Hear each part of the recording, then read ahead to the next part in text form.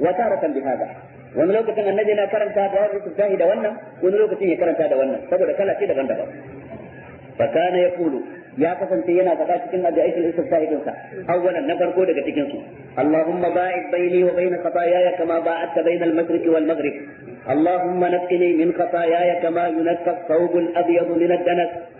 Allahumma ighsilni min khataayaya bil ma'i was-salji wal barad wannan dai daga cikin addu'aitul istiftahi kenan da annabi ke faɗa wa kana yaqulu fil fardi ya kasance yana karanta wannan ne idan ya zo yin sallar farilla kun bayyana da kyau yana karanta wannan yayin da yazo yin sallan farilla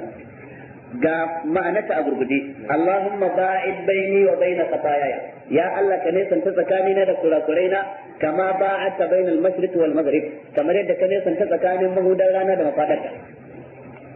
Allahumma naqqini min khataayaya kama yunqqa ath-thawb al-abyad min ad-danas ya Allah ka tsaftace ni daga kurakuraina kamar yadda ake tsaftace farin tufafi daga datti ka ganki fari kan gwanin ban sha'awa Allahumma ighsilni min khataayaya bil ma'i was salji wal barad ya Allah ka wanke ni daga kurakuraina bil ma'i da ruwa was salji da kankara wal barad da kuma ruwan da ke fitowa daga cikin girgije al barad kenan da yawa ra'un fataha kar ka ce al bar sai ma'ana ta canza al barad daban da al bar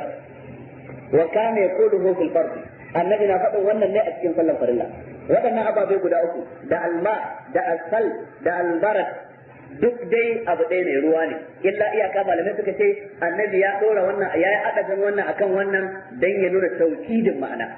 ya Allah ka tsarkake ni daga datti domin dukkan abin da aka sa ruwa aka wanke aka sake sawa aka wanke aka sake sawa aka wanke ya ga wanda aka yi dauraya sau daya ko wanda aka wanke ba ya dauraya ba annabi na nuna mubalaga ne wajen neman a yace masa kurakuransa sallallahu alaihi wasallam duk da cewa an nuna an yace masa dan ya zama koyarwa a gare mu al'ummarsa dan mu ne muke cikin kurakurai dare da rana kun fahimta ko to wannan annabi na bude wannan lokacin sallar farilla la asuba ko ta azhar ko la asr ko magriba ko isha na biyu daga cikin hadiyatul istifta annabi yakan ce wajjahtu wajhi lillazi fatara